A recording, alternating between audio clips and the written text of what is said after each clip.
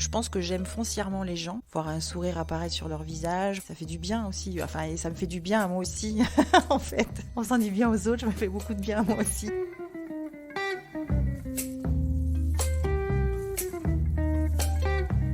Voix du Sud Touraine avec Nathalie Desperges-Boucatem.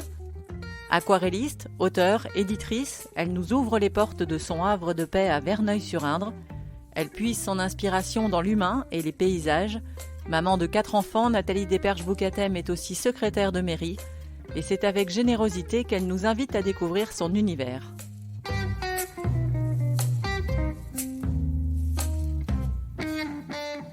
Alors je suis née, j'ai un petit pied dans le Berry, ce qu'on appelait autrefois la petite Touraine. Je suis née à Châtillon-sur-Indre et j'ai grandi à Saint-Jean-Saint-Germain, donc sur les bords de l'Indre. Et je passais tout mon temps pratiquement dehors, à pêcher, à faire des cabanes. Enfin voilà, quand j'étais petite, c'était mes passe-temps favoris, à bricoler, dessiner. Enfin voilà, j'étais plutôt manuelle, on va dire. Et donc oui, je suis originaire d'ici. Je suis partie un petit peu, quelques années dans le sud de la France. Et puis je suis revenue ici maintenant depuis 1998. Voilà, et on s'est installé ici, donc à Verneuil-sur-Indre, au Martineau, donc auprès de ma maman qui vivait juste à côté. Donc mes enfants ont grandi ici, on a passé toutes ces années ici dans la campagne. Est-ce que quand vous étiez enfant, vous venez de me dire que vous dessiniez, que vous étiez plutôt manuel, mais est-ce que vous saviez que vous aviez une vocation pour la création artistique ? Non, quand on est enfant, on a plein de rêves, j'avais plein de rêves, je voulais faire plein de choses, archéologue, juge pour enfants, voilà. Par contre... le dessin, non, ça m'est venu un petit peu plus tard. Alors je dessinais, oui, beaucoup, même, y compris même sur la porte de la chambre où je dormais quand j'étais petite. Pas forcément beaucoup plu à mes parents quand je l'ai fait. Mais oui, je dessinais énormément. J'essayais un peu tout, sur du verre, sur du bois. Comme mon père était charpentier, donc je faisais des constructions pour la fête des mères, par exemple, de tables, et que je peignais ensuite. Après, une vocation, non. J'ai toujours aimé ça c'est sûr. J'ai toujours aimé aussi bricoler, restaurer des meubles, construire des choses, fabriquer. Mais la vocation, elle m'est venue vraiment plus tard, je dirais. Quand j'étais après ado, oui, je dessinais toujours. Donc j'ai fait des études d'art appliqué. Et donc c'était quand même un choix aussi de parcours, qui a été après aussi un peu chaotique. Hein. Je me suis mise à mon compte dans le sud de la France, en profession libérale pour commencer, donc avec deux personnes formidables avec qui j'ai appris le métier de graphiste et d'illustratrice. Et puis après, j'ai navigué, je suis revenue en Touraine et j'ai travaillé dans une imprimerie. Je suis restée 1 an. Puis après, j'ai fait d'autres métiers. J'étais secrétaire technique et commerciale, donc rien à voir avec le dessin. Et puis après, j'étais maman à plein temps pendant pas mal d'années. Et le dessin est revenu à un moment où je m'y attendais pas du tout. En fait, j'avais un besoin de faire quelque chose, donc c'est revenu timidement, doucement. Tout le monde me dit mais vas-y, quand même, t'as un talent, utilise-le, fais-le. Donc j'ai ressorti les papiers, les crayons, et puis c'est revenu petit à petit. J'ai vraiment recommencé en fait en faisant des portraits. C'est revenu surtout grâce aux portraits, le démarrage de la reprise du dessin. Voilà. Et l'aquarelle est venue, s'est greffée après. Au début, c'était au crayon. Et puis petit à petit, l'aquarelle est revenue presque naturellement. Enfin, ça, j'ai pas réfléchi en fait, ça s'est fait tout seul. Où avez-vous fait vos études et avec l'envie et l'idée de faire quoi ? Et ensuite, une fois que vous êtes parti dans le sud, c'est-à-dire que vous avez, après vos études, quitté ici, comment ça s'est passé ? Alors mes études, j'ai fait une première partie à Brassard à Tours, donc la première année, et puis j'ai pas été prise pour continuer en fait en 2e année, donc j'ai testé un peu les beaux-arts et là j'ai pas du tout trouvé ma place. En plus c'était pas du tout dans le dessin, enfin c'était de l'archi intérieur et ça me plaisait pas du tout en fait.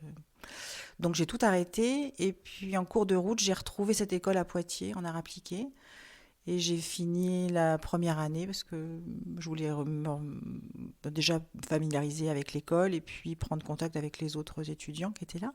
Ça me permettait de pas arriver en 2e année comme ça sans connaître personne. Et donc j'ai fait mes 2 années et demie en fait à Poitiers.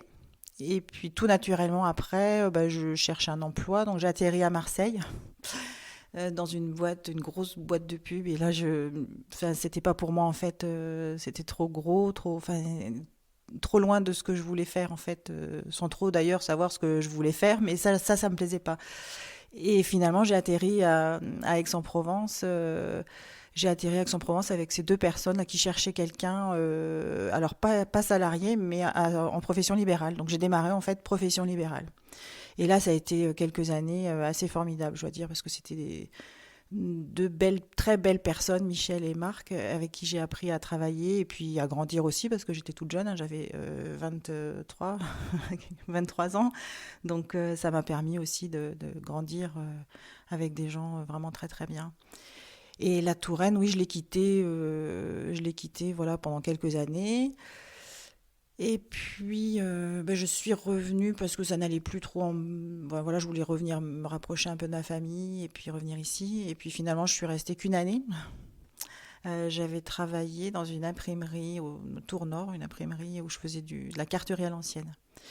Et puis au bout d'un an, donc, je suis repartie dans le sud parce que le soleil me manquait en fait. Et puis mes amis du sud. Et puis quand je suis retournée dans le sud, c'est là que j'ai rencontré mon mari. Voilà. Donc après, ça me donnait une bonne excuse pour rester à Aix-en-Provence. Et là, par contre, j'ai complètement lâché le dessin et la publicité. Enfin, j'étais plus du tout dans ce milieu-là puisque j'étais secrétaire dans une boîte de bureautique photocopieuse quelques années. Et après, j'ai été maman. Voilà, c'était la plus belle page de ma vie, je pense, de commencer ce métier-là de maman. Et avec Alicia, qui est née à Aix-en-Provence. Et on est revenu ici. Alicia avait tout juste 1 an pour me rapprocher. Je voulais me rapprocher de ma mère, qui était ici au Martineau, à Verneuil-sur-Indre. Voilà, donc l'aventure en Touraine a repris ici en 98. Et donc ce sont on a passé de très belles années là, avec les enfants.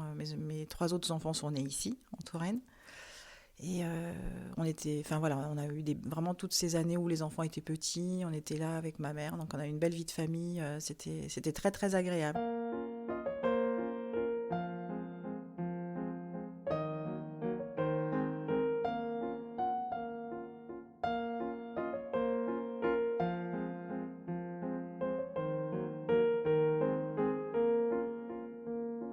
Et le dessin est revenu avec Margot. Oui, voilà. J'avais besoin de me retrouver un petit peu, de faire autre chose que d'être maman à plein temps, en fait.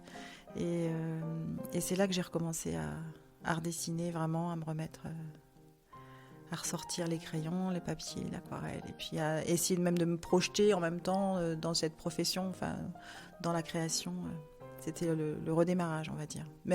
C'est même pas un redémarrage, je dirais que c'était même une naissance. Parce que avant, je dessinais, oui, mais j'avais pas vraiment je me projetais pas vraiment dans ce que je dessinais, dans ce que je faisais. J'avais fait quelques expos quand j'étais plus jeune, mais j'avais pas la maturité, en fait. Je pense que je croyais pas et je voyais pas où je pouvais aller avec ce que je dessinais. Alors que depuis que je me suis remise à dessiner, il y a eu tout un parcours en fait avec les portraits d'abord et puis après mes livres, les reflets visages de Touraine, les livres pour enfants ensuite.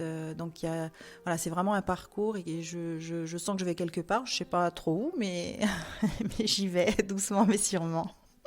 Est-ce que vous pouvez essayer un peu de vous replonger dans cette période-là, me dire effectivement de quelle façon vous vous êtes mise à incarner vraiment tout ce que vous faisiez en vous projetant effectivement dedans, vers quoi vous aviez envie d'aller et d'exprimer? Avec les visages, j'avais ma toute première exposition, j'avais choisi les enfants du monde. Je faisais beaucoup de portraits d'enfants, donc de pays divers. Et puis un cousin éloigné qui était venu voir l'exposition et qui m'avait dit mais tu sais on a des beaux visages aussi en Touraine. Donc je pense que l'idée a fait un peu son chemin et c'est là que j'ai commencé en fait à faire j'avais quelques commandes de portraits et je faisais des personnes âgées et je me suis découvert une passion pour les rides et les visages et le regard des gens âgés. C'est très bizarre d'ailleurs, mais j'aimais vraiment ça. Et là est venue cette idée de livre de reflets et visages de Touraine, d'associer en fait un visage avec un paysage à l'aquarelle, et puis un petit témoignage qui raconterait la personne Donc ça a été un parcours un peu chaotique au début parce que je connaissais rien au milieu du livre, enfin je découvrais tout ça. Et donc j'ai commencé à préparer une petite maquette. Alors je me projetais pas vraiment, hein. L'idée c'était vraiment de faire un livre, de regrouper, voilà, de mettre en lumière ces visages. Mais j'avais pas vraiment d'idée particulière et c'est là que j'ai contacté Gonzague Saint-Brie, qui a été une très belle rencontre parce que euh, et très étrangement, c'est un des rares qui m'a écouté et qui m'a fait confiance. Donc quand je suis allée le voir dans son chalet à Chanceau, j'étais toute tremblante, toute impressionnée par le personnage, parce qu'il ne laisse pas indifférent. Et donc en fait, moi je voulais de l'aide, surtout qu'il me conseille pour faire mon livre, vers qui me diriger. Donc j'ai rien eu de tout ça. Par contre, il m'a dit, bon bah c'est d'accord, je vous fais la préface. Voilà, j'avais pas demandé de préface, mais je suis repartie avec une préface. Il m'a invitée aussi à participer donc à la Forêt des Livres. Et puis, il m'a fait un très, très beau cadeau, c'est qu'il m'avait offert le prix de l'auteur indépendant. Donc, c'était mon premier livre, mon premier salon. Et j'avais le prix de la Forêt des Livres. Donc, c'était un démarrage plutôt positif, on va dire, et très encourageant pour moi, en fait. Et ça m'a aidé à croire un peu en moi et en mes capacités de faire quelque chose de bien. Et ça a été le début de cette histoire de reflet, effectivement. Et alors après, me projeter par rapport à ça, ça a toujours été... Il y a toujours eu beaucoup d'émotions, en fait, dans ces livres. Surtout les visages, hein, les reflets visages, avec les rencontres que j'avais l'occasion de faire pour ces livres. J'ai rencontré des personnes vraiment fabuleuses, des personnes âgées qui, quand j'arrivais, me disaient « Mais j'ai rien à raconter j'ai rien fait d'extraordinaire. » En général, 4 heures après, j'étais toujours là et il fallait même quelquefois que je revienne une fois de plus pour réenregistrer d'autres mémoires en fait collectées. Et j'ai eu des échanges extraordinaires avec beaucoup d'émotions et puis une générosité incroyable. Et ça, je me suis nourrie en fait depuis que j'ai démarré ma maison d'édition. Donc c'était en 2011. Depuis ce jour-là, en fait, je me suis nourrie de ces récits. C'est formidable. Enfin, j'ai eu une chance incroyable de croiser toutes ces personnes. Il y en a vraiment qui m'ont marqué de façon durable, on va dire. Je les oublierai jamais. Enfin, c'est vraiment de très très belles rencontres avec des belles personnes. J'ai fait 4 livres de reflets. Alors ça demande beaucoup d'énergie et de temps. Donc là aujourd'hui, je l'ai plus, cette énergie, ni le temps non plus. Donc je ne sais pas si je referai un autre livre dans cette collection. Par contre, ce qui est sûr, c'est que je continue dans l'édition et la création de livres, dans les livres jeunesse. Ça, je continue sur ce parcours-là. Comment s'appelle votre maison d'édition? Et en tout, les 4 livres, combien ça représente de portraits? Qui sont ces personnes? D'où viennent-elles? D'où sont-elles? Pour répondre à la première question, donc j'ai appelé la maison d'édition les éditions de la Gâtine. Pourquoi les éditions de la Gâtine? En fait, la Gâtine, c'est une terre qui est gâtée et qui est difficile à travailler. Et l'image de ma maison d'édition et de la réalisation du premier ouvrage, je trouvais que ça collait plutôt bien avec la Gâtine, justement.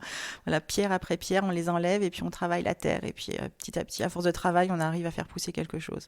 Donc les éditions de la Gâtine, c'est ça. Dans ces 4 livres, combien de portraits? Eh bien, écoutez, j'ai plus en mémoire le nombre exact de communes dans chaque canton. Donc canton de Loches, canton de Ligueuil, le canton de Bléré, Val-de-Cher, ça c'est le tout dernier. Et puis le petit lumineux, c'est l'île de Ré, aussi, qui n'a rien à voir avec la Touraine, mais qui a un lien pour moi très fort. Enfin, j'ai de très belles attaches. Des portraits, il faudrait que je recompte, mais beaucoup, plus de 50 portraits, je crois, en tout. Et à chaque fois, des belles rencontres, incroyables.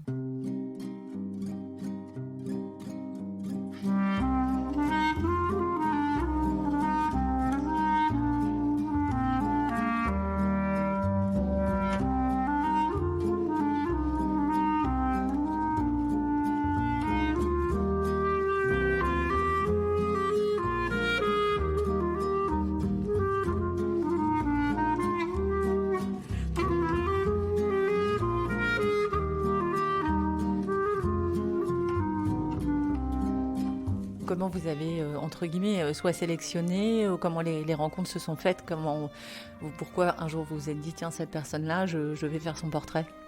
Alors le premier lien, en général, ce sont les mairies, les secrétaires de mairie qui connaissent très bien les personnes de leur commune. Donc le tout début, je cherchais les doyens de chaque commune. Bon, finalement, c'était compliqué parfois d'avoir le doyen ou la doyenne de la commune.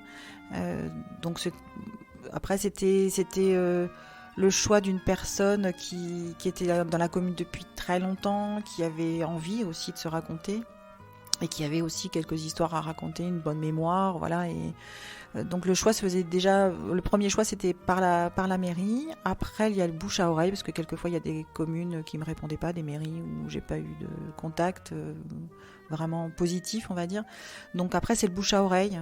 Les gens qui me disent mais dans tel village, tu sais, tu pourrais aller voir un tel, je le connais bien, je suis sûre que il serait content de faire ça, de te raconter sa vie, ses histoires, ses souvenirs.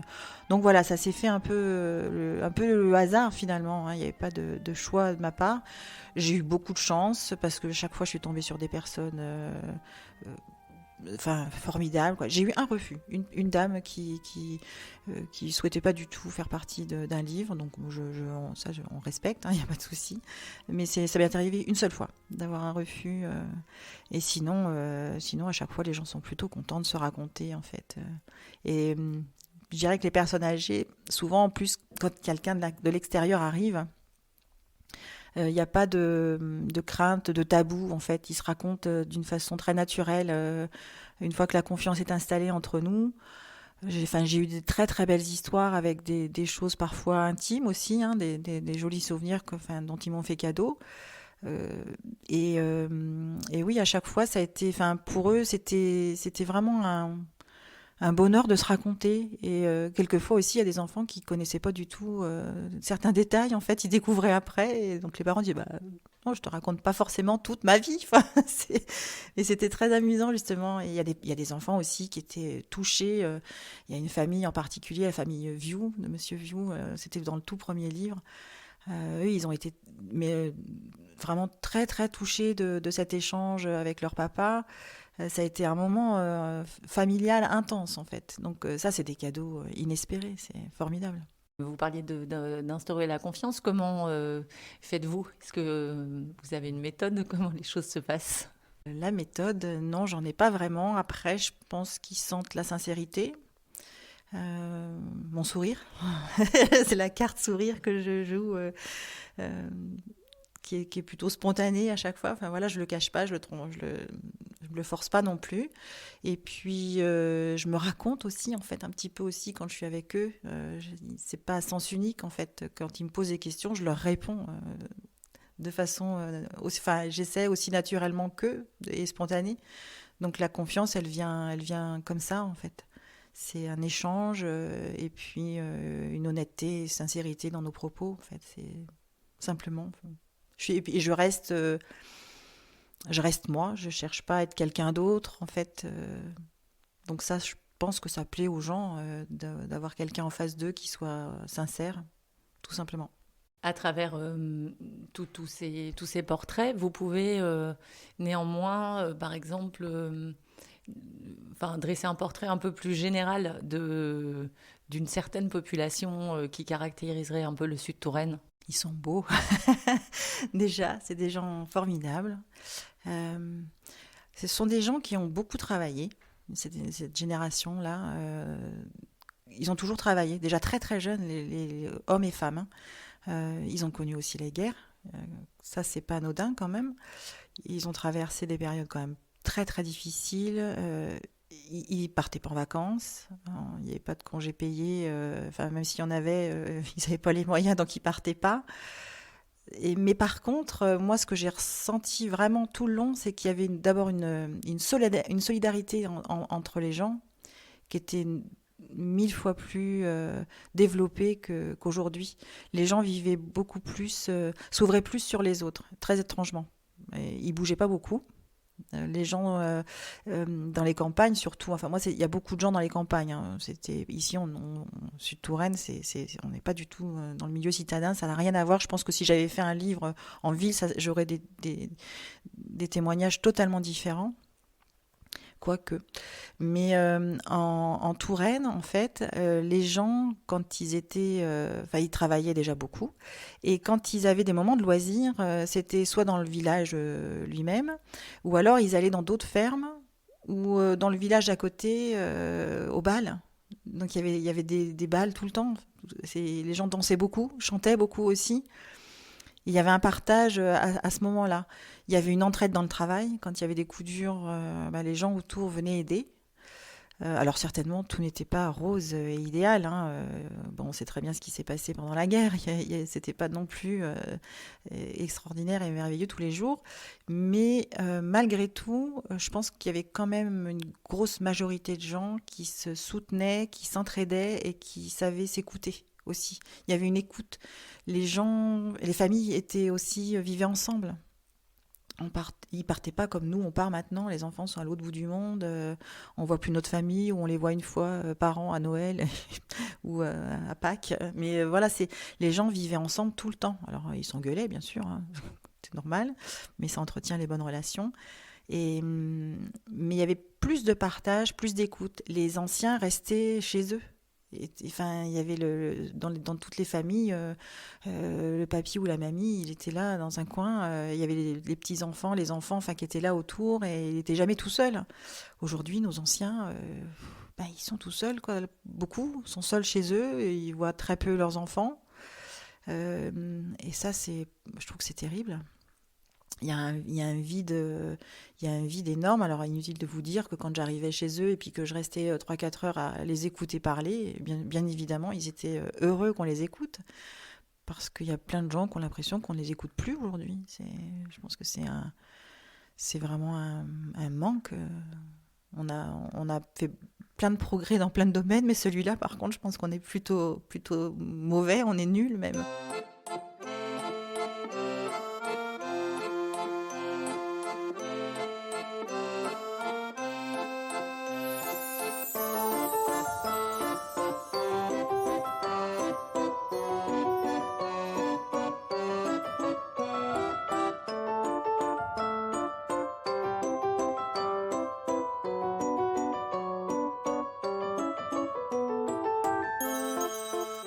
L'autre public, donc vous m'avez dit, ce sont les enfants. Comment s'articule du coup votre travail quand ça s'adresse à la jeunesse? Alors, avec les enfants, ça s'est fait différemment, quoique. Quoique, il y a un lien entre les grands-parents et les petits-enfants, en fait. Mon tout premier livre pour les enfants, il est venu suite à un rêve, en fait. Et puis, c'est venu comme ça. J'ai rêvé des dessins. Et l'histoire s'est greffée sur les dessins que j'avais dans la tête. C'était très bizarre comme façon de procéder.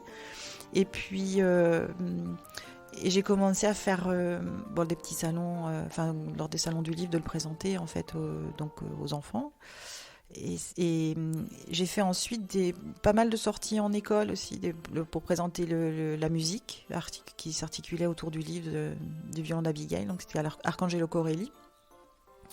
Et ça passe bien en fait, c'est très rigolo parce que je présentais le livre, la musique, et en même temps je présentais aussi les livres des reflets. Et ça a donné lieu à des échanges très rigolos avec les enfants parce qu'ils me disaient d'abord mais ils sont morts tous. Forcément, quand ils voyaient les dates de naissance des gens que j'avais interviewés, c'était pour eux ça leur paraissait tellement loin.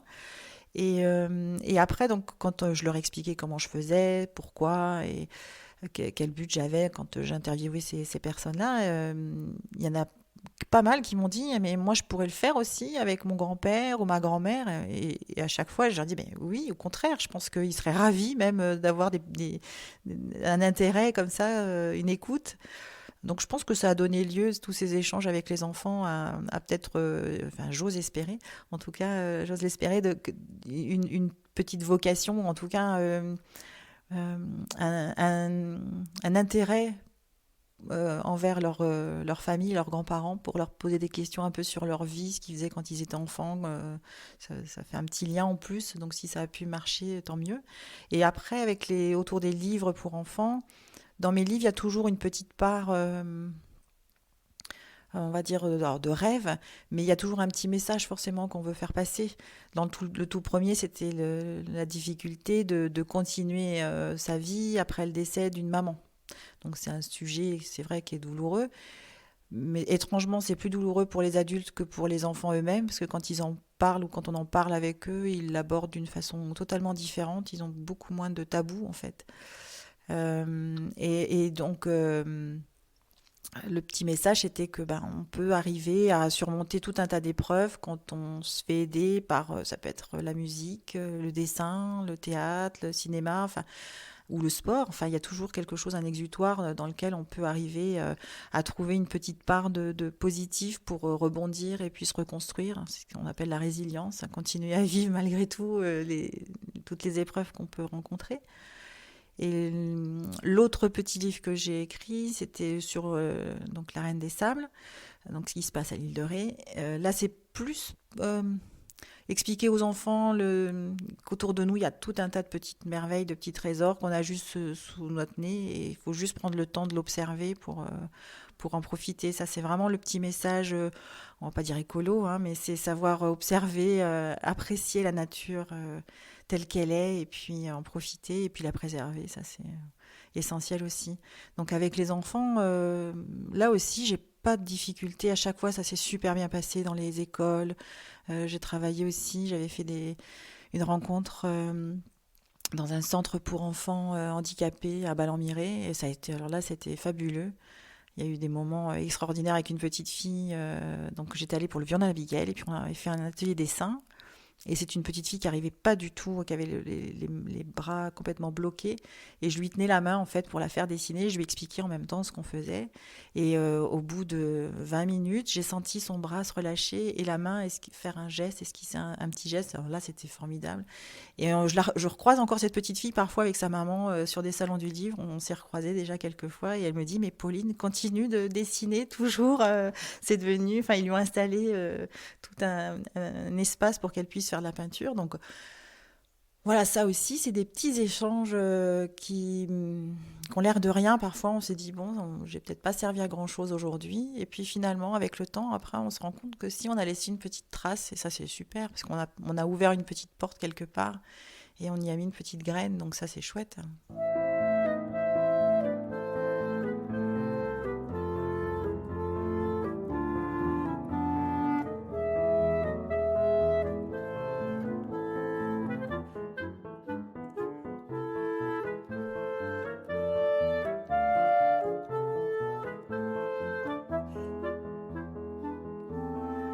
Vous m'avez dit au début que vous êtes actuellement secrétaire de mairie.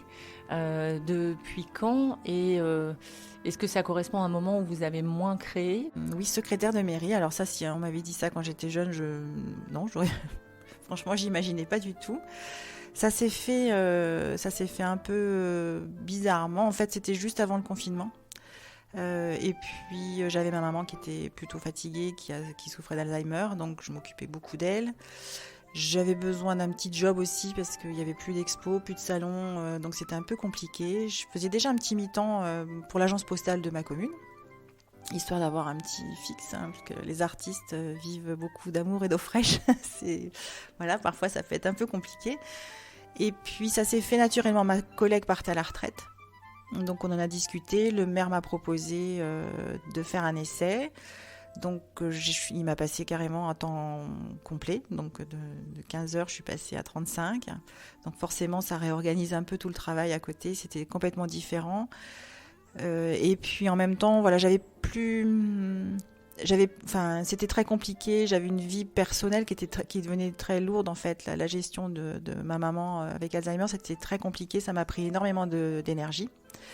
Le nouveau job secrétaire de mairie, ça m'a pris aussi beaucoup d'énergie au départ. Maintenant, ça va nettement mieux, mais au départ, c'était compliqué parce qu'on s'improvise pas secrétaire de mairie comme ça du jour au lendemain. On croit que c'est facile, mais il y a quand même pas mal de petites choses à savoir. J'ai eu la chance d'être bien formée par ma collègue qui est partie à la retraite, et puis j'ai le maire qui est aussi très présent, donc c'est plutôt cool. Voilà, je sais que je peux compter sur lui. Si il y a quelque chose que je sais pas, je lui demande et tout. Voilà, ça s'arrange comme ça. Donc ça fait maintenant, j'ai commencé, écoutez, ça va faire 2 ans et demi que je fais ça à temps plein. Je retrouve petit à petit mon énergie, voilà, j'ai réussi à me ressourcer. Je puise dans mon environnement naturel autour de chez moi, là c'est un petit paradis, donc je me ressource énormément dans mon jardin. Et donc là maintenant, ça fait déjà quelques mois maintenant que je sens que je commence à revenir à la surface de tout ça. Et puis je vais pouvoir, je recommence en fait j'ai ressorti mes crayons, mes pinceaux, le papier, les aquarelles, un manuscrit qui traînait aussi dans un tiroir, donc que j'ai dépoussiéré et que je retravaille aussi avec. J'espère pouvoir le sortir avant la fin de l'année. Bon, on verra si je suis prête ou pas. Et puis, je reprends aussi les aventures avec mon éditeur Noir Édition. Voilà, de jour en jour, le soleil revient. Et puis, il y a des nouvelles choses qui vont arriver dans les éditions de la Yatine, je pense, très bientôt. Est-ce que on peut suivre votre travail? Déjà, je suis sur Facebook. Donc, ce que je partage sur Facebook, c'est essentiellement alors, mon jardin. Mais en général, quand je fais un salon du livre, mon dessin, quand j'ai des dessins, des nouvelles aquarelles, j'en mets toujours des petits bouts aussi, donc on peut déjà le suivre. J'ai aussi un site internet qui est tout simplement nathaliedeperchebouquetem.fr, donc on peut le trouver, je pense, assez facilement. Il n'est pas très très à jour, ça va peut-être revenir. Et puis après, voilà, je fais quelques salons qui vont. Voilà, il y aura certainement le salon de Noël à Loches. Donc là, on y verra, normalement, si tout va bien.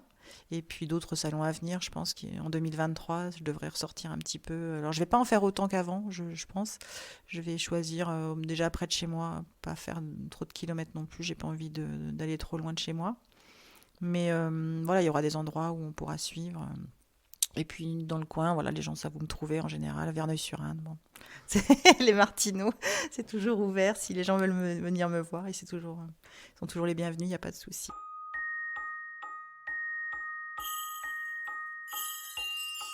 C'était Voix du Sud Touraine avec Nathalie Desperges-Bouquetem, un podcast proposé par la communauté de communes Loches Sud Touraine, signé Anne-Claire Bulliard.